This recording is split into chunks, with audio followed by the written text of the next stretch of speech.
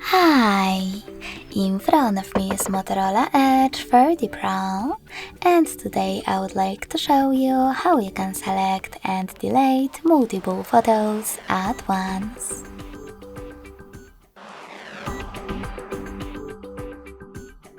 First of all, open Photos app.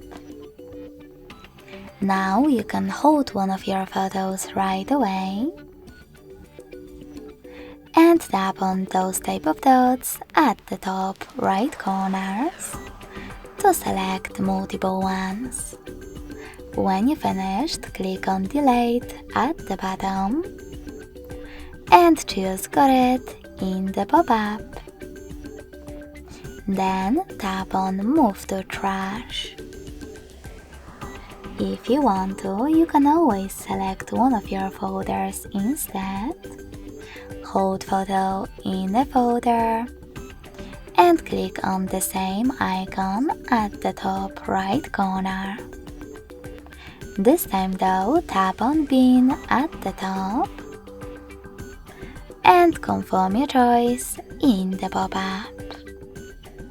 Thanks so much for watching. If you enjoyed this video, smash that like button, comment and subscribe.